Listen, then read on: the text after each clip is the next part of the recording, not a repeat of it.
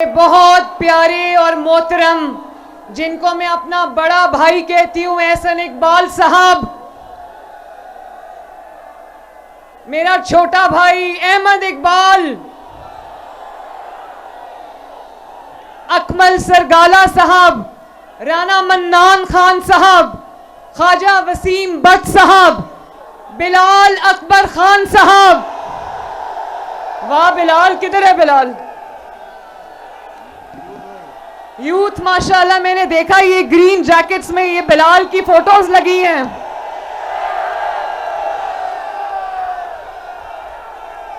रमेश सिंह अरोड़ा साहब, वजीहा कमर साहिबा, अनवारुल हक चौधरी साहब और जफरवाल के मेरे भाइयों, बुजुर्गों, बहनों, बेटियों, नौजवानों, नारोवाल के मेरे शेरों, शकरगढ़ के शेरों, एहसन इकबाल के चाहने वालों, नवाज शरीफ से मोहब्बत करने वालों, आप सबको मरियम नवाज शरीफ की तरफ से अस्सलाम अलैकुम। यकीन जानो, मैं आज जब ये जलसा देख रही थी तो मुझे नवाज शरीफ साहब की वो बात याद आ रही थी जो वो कहा करते हैं कि मैं आगे देखूं, दाएं देखूं, बाएं देखूं, कहां कहां देखूं, इतना बड़ा जलसा है ये। और कहते थे ना कि चौका लगाया तो बॉल स्टेडियम से बाहर, छिक्का मारा तो बॉल स्टेडियम से बाहर। पहली मर्तबा देखा है कि इतना बड़ा जलसा है कि स्टेडियम से बाहर चला गया। मैंने नारोवाल के बारे में इतनी बातें सुनी थी, मगर मेरा बदकिस्मती से कभी नारोवाल आना नहीं हुआ। इस बार जब एहसन इकबाल साहब ने मुझे कहा कि आपने नारोवाल आना है, तो यकीन जाने मेरी खुशी की कोई हद ही नहीं थी। मैं इतना दिन गिन गिन के अपनी उंगलियों पे नारोवाल और शकरगढ़ आने का इंतजार कर रही थी, और आज मुझे समझ आई कि नारोवाल और शकरगढ़ और जफरवाल मुझे क्यों बुलाया जा रहा है। मैं एहसन इकबाल साहब के बारे में ये कहना चाहती हूं, एहसन इकबाल साहब, आपकी बहन मरियम नवाज आज आपकी वफाओं को सलाम पेश करने आई है। सुना है आपने नारोवाल की दिन रात खिदमत की है और आपको उसी खिदमत की सजा मिली है। कौन सी सजा है जो आपने नहीं काटी? बाजू पे गोली भी आपने खाई है। और मुझे उस दिन बहुत तकलीफ हुई, नारोवाल वालों, मुझे उस दिन बहुत तकलीफ हुई कि एक आशिक़े रसूल सल्लल्लाहु अलैहि वसल्लम, माँ का आशिक़े रसूल सल्लल्लाहु अलैहि वसल्लम बेटा, उसके ऊपर तोहमत और बोहतान लगाकर कहाँ अल्लाह ने पहुंचा दिया उनको। और एहसन इकबाल साहब आज यहाँ आपके सामने अल्लाह के फजल से पूरी आबो ताब के साथ चमक रहे हैं। इसी तरह नवाज शरीफ साहब के खिलाफ क्या क्या साजिश नहीं हुई, क्या क्या जुल्म नहीं हुआ, क्या क्या इंतकाम नहीं लिया गया, क्या क्या जबर नहीं हुआ। लेकिन नारोवाल वालों, नवाज शरीफ के मुखालिफीन थे, नवाज शरीफ है अल्लाह के फजल से। नवाज शरीफ के खिलाफ साजिश करने वाले घरों को चले गए, और आज मैदान में सिर्फ और सिर्फ एक लीडर शेरों की तरह खड़ा है। उसका नाम क्या है? मोहम्मद नवाज शरीफ। और अगर देखो, जितने साजिशें की, जितना इंतकाम लिया, जितना जुल्म किया, एक एक करके सब अपने अपने अंजाम को पहुंचे। आज टीवी पर बैठकर देखते होंगे नवाज शरीफ को अल्लाह ताला ने इज्जत दे दी दोबारा। तो ये जो हम देख रहे हैं, ये मकाफात अमल के सिवा कुछ नहीं। इन्होंने झूठे इल्जाम लगाए। कौन सा ऐसा झूठा इल्जाम है जो इन्होंने नवाज शरीफ पर नहीं लगाया? मुस्लिम लीग नून के लीडरान पर नहीं लगाया, आपकी बेटी और बहन पर नहीं लगाया। अल्लाह के फजल से आज सब सुरखरू हुए और ये जो झूठे इल्जाम लोगों पर लगाते थे, आज एक एक इल्जाम जो इन पर लगा और इन्होंने कभी लोगों पर लगाया, इन पर सच साबित हुआ। कल इमरान खान को 10 साल सजा हो गई कौमी राज अफशा करने पर, कौमी सलामती से खेलने पर। आज उसकी बीवी को सजा हो गई।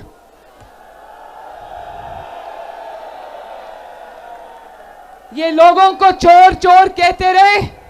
वो कहते थे ना कि विचों विचों खाई जाओ तो रौला पाई जाओ। ये लोगों को चोर कहते थे। अल्लाह ताला ने उन सबको सुरखरू किया। ये पूरे खानदान समेत आज अल्लाह के फजल से चोर साबित हुआ है।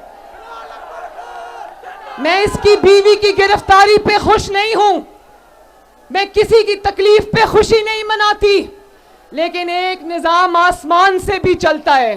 ये नहीं हो सकता। मेरे पे क्या इल्जाम था? मेरे पे कोई चोरी का इल्जाम नहीं था। मैं भी किसी की बेटी थी, किसी की बहन थी, किसी की मां थी। मेरे पे चोरी का इल्जाम नहीं था।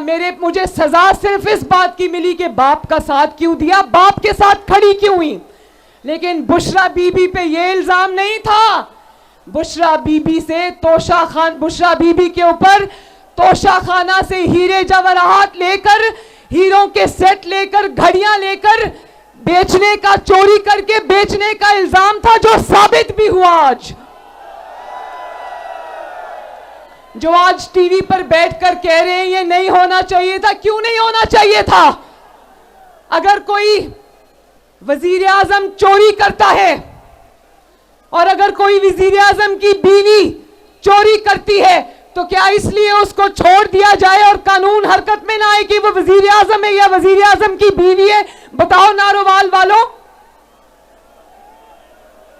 मैं पूछना चाहती हूं आपसे आज ये बात, और अल्लाह करे कि जो हमें बर्दाश्त करना पड़ा वो कभी इनको ना सहना पड़े।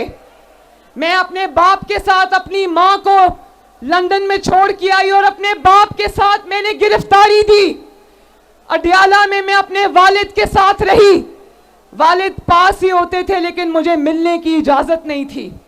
वहीं पर मुझे अपने वालिदा के गुजर जाने की खबर भी मिली।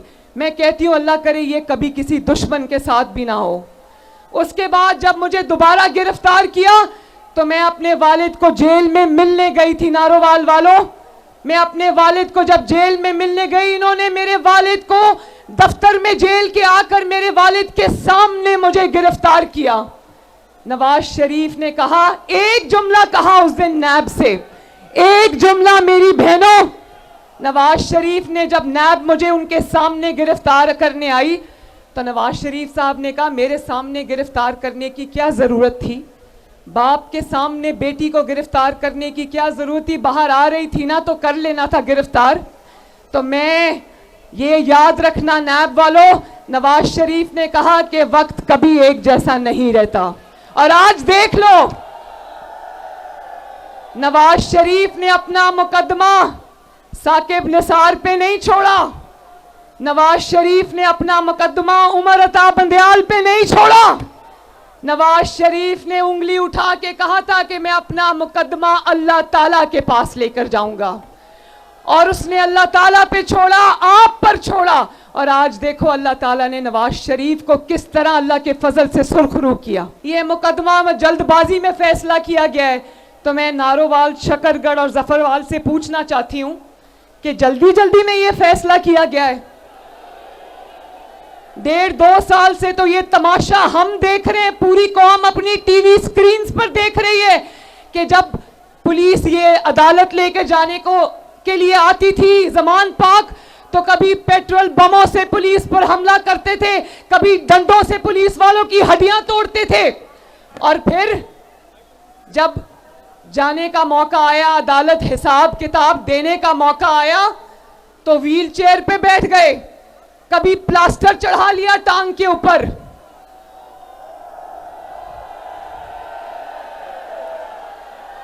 छह महीने में बिल्डिंगों के लेंटर उतर जाते, इनकी टांग से प्लास्टर नहीं उतरता। उसकी वजह यह है कि जब चोरी की होती है ना, जब इंसान का दामन आलूदा होता है, जब इंसान के हाथ चोरी से रंगे हुए होते हैं, तो फिर प्लास्टर चढ़ाना पड़ता है टांग पर। और जब आपके लीडर की तरह दामन साफ हो, नवाज शरीफ की तरह हाथ साफ हो, तो नवाज शरीफ शेर की तरह 200 पेशियों पे सीना तान की अदालत में पेश होता है। जब इंसान बेगुनाह होता है तो अल्लाह ताला की तरफ से बहादुरी उसके सीने में आ जाती है। मैं भी सजाए मौत की चक्की में रही, 5 महीने कोट लखपत जेल में सजाए मौत की चक्की में रही। एक दिन मैंने रोना पीटना नहीं किया, मैंने कहा कि अल्लाह ताला की तरफ से आजमाइशें गुजर जाएगी नवाज शरीफ की, और वतन की मोहब्बत में मेरी जान भी जाती है तो जाए। और देखो आज मकाफात अमल के शाहकार हमें चारों तरफ नजर आते हैं, चारों तरफ नजर आते हैं। मुस्लिम लीग नून तो एक सियासी जमात थी, एक नजरियाती जमात थी, बर्दाश्त कर गई, मगर ये जमात इसलिए ये बर्दाश्त नहीं कर सकी क्योंकि ये एक फितना था जिसको लाया गया था पाकिस्तान को तबाह करने के लिए। ये इसको शर फैलाने के लिए लाया गया था पाकिस्तान में, जिसने हमेशा अवाम को यही सबक दिया कि मार दो, मर जाओ, जला दो, घेराव कर लो, गर्दन से घसीट लो, आग लगा दो, तोड़ दो। तो ये सब गालम गलोच और इल्जामात पे जिंदा थे। आज देख लो अल्लाह ताला का करना। आज बैठ के किसी ने प्रेस कॉन्फ्रेंस नवाज शरीफ के खिलाफ नहीं की है। एहसन इकबाल साहब की मैंने आपको मिसाल दी, ये आपके एमपीएस और एमएनएस के कैंडिडेट्स खड़े, किसी एक ने नहीं कहा कि हम प्रेस कॉन्फ्रेंस करके नवाज शरीफ को छोड़ते हैं। सब नवाज शरीफ के साथ एक आहनी दीवार की तरह खड़े रहे।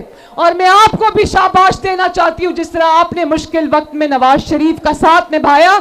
आज जो वक्त हम देख रहे हैं अल्लाह के फजल से, ये आपकी कुर्बानी और इस्तकामत का भी समर है। आज भी जितना रिलीफ इनको अदालतों से मिल रहा है वो मुस्लिम लीग नून ने कभी आज तक नहीं देखा। तो मैं जफरवाल से, शकरगढ़ से, नारोवाल से ये कहना चाहती हूं, और मैं एहसन इकबाल साहब से भी कहना चाहती हूं।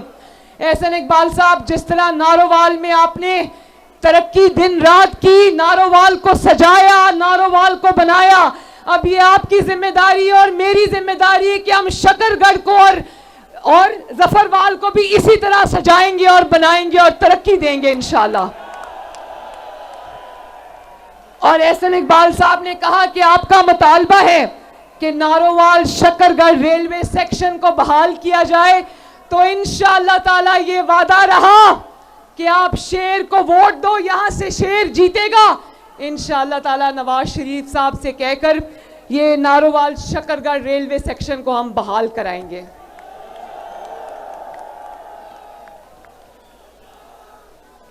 और यहां नौजवान कितने, जरा हाथ खड़े करो। वो माइनॉरिटीज भी मौजूद है, मैं आप सबको भी सलाम करती हूं। नौजवान जरा हाथ खड़ा करें। बताओ नौजवानों, मैं आपसे एक सवाल पूछती हूं, मुझे ऊंची आवाज में जवाब देना। आपको अपने हाथ में पेट्रोल बॉम्ब्स चाहिए या लैपटॉप्स चाहिए? आपको नौकरियां, तालीम, रोजगार चाहिए या किलो वाले डंडे चाहिए? मुस्लिम लीग नून अल्लाह ताला के फजल से वो वाहिद जमात है जिसमें नौजवान भी उतनी बड़ी तादाद में हैं, बहनें बेटियां भी इतनी बड़ी तादाद में हैं, बुजुर्ग भी इतनी बड़ी तादाद में। मुस्लिम लीग नून तमाम लोगों की जमात है अल्लाह ताला के फजलो करम से। तो मैं नौजवानों से ये वादा करके जा रही हूं कि शेर पर इतनी मोहरें लगाना कि किसी घर में कोई नौजवान बेरोजगार ना रहे। इतनी मोहरें लगाना कि 8 फरवरी को पूरे पाकिस्तान से एक ही आवाज आए। क्या आवाज आए? क्या आवाज आएगी? 8 फरवरी को इंशाअल्लाह ताला पूरे मुल्क में शेर की धार सुनाई देगी। 8 फरवरी पाकिस्तान की फतह का दिन होगा इंशाअल्लाह। 8 फरवरी आपकी फतह का दिन होगा इंशाअल्लाह। 8 फरवरी नवाज शरीफ की फतह का दिन होगा इंशाअल्लाह। और 8 फरवरी के बाद एक एक करके आपकी सारी तकलीफें, आपके सारे मसाइल, आपके सारे दुख दर्द एक एक करके अल्लाह ताला आपसे दूर ले जाएगा इंशाअल्लाह ताला। मेरा दिल नहीं कर रहा आज घर वापस जाने को, मेरा दिल चाहता है मैं आज यहीं खड़ी रहूं। आप सबका मैं हाथ जोड़ के शुक्रिया अदा करती हूं। और मुझे अफसोस है कि आज नवाज शरीफ साहब आते तो अपनी आंखों से देखते। नारोवाल जिंदाबाद, शकरगढ़ जिंदाबाद, जफरवाल जिंदाबाद। और आखिर में मेरे साथ 2 नारे लगाना, नवाज शरीफ, नहीं सही तरह आवाज नहीं आई, नवाज शरीफ, पाकिस्तान। बहुत शुक्रिया, बहुत मेहरबानी, बहुत शुक्रिया।